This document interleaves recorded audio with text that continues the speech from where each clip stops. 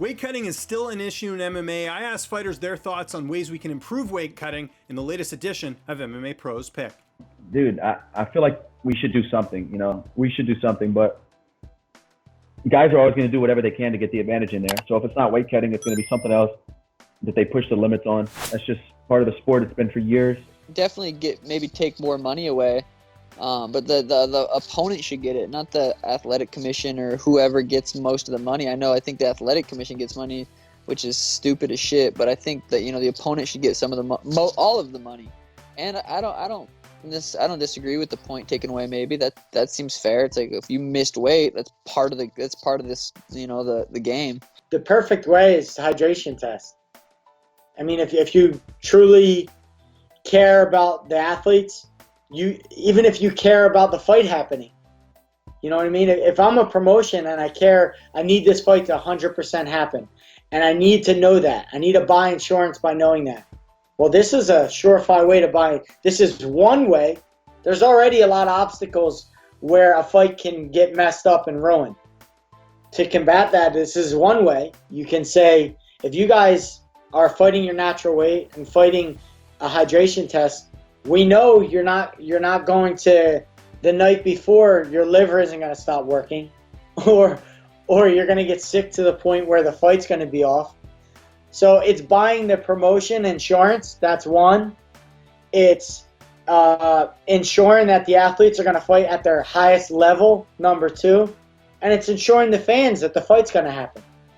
It's a win-win for everyone. So to implement a hydration test, and to just fighters fight more at their natural weights, it's only a win-win for everyone. No one loses. I don't see how it becomes something bad. To be honest, I don't know how to deal with this situation. It's a problem, when fighters miss weight, it's bad for his opponent, for organization.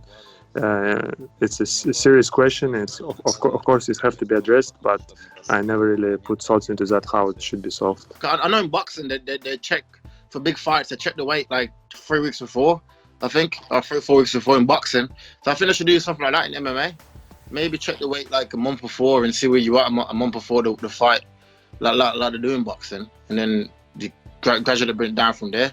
Because I know in boxing you only can be like a certain amount so far out before starting your weight cut. So I think that's a good idea. First one, when I actually missed weight for the first time, I set the new standard at 30%. So Lom's got that. I do feel like, bump it up 40, 50%. And even if it's 20 or 30%, I would say I want everything, not just the show money. If they win, I want 30% of their win bonus or 40% as well. Because that's, it's not an incentive, but it's at least, it just depends too, because everything's so different. Like when I missed weight, I got the call in 3.5 weeks. I was sick on antibiotics. I tried so hard. I got to the point where I could not sweat, even though I was 2.5 pounds over. I was actually lighter for that fight the next night. I was, lighter than I typically am in all my other fights, and I tried so hard. But everything's different. But I think if you have a decent amount of notice, but things can go wrong in it, like in a weight cut. And I think even with the pandemic and gyms being closed, I thought we'd see a lot more of that. But then I also see, people going up or doing catch weights, bantamweights are going up and fighting at featherweight. And I was all for that. I said I would do a catch weight at 50, or I'd fight at 55s, but for whatever reason, that wasn't an option for me, but I see everyone else doing it. So I'm like, doesn't make sense. Probably that, checking it further out from the it's just, it's something that, like, I've never had an issue with it. So it's hard for me to understand people that are doing like massive weight cuts or being irresponsible with their, ballooning up and down. But I think checking it before the fights are booked, even just see like how far up somebody is in weight, and that's probably would be a good cure for that.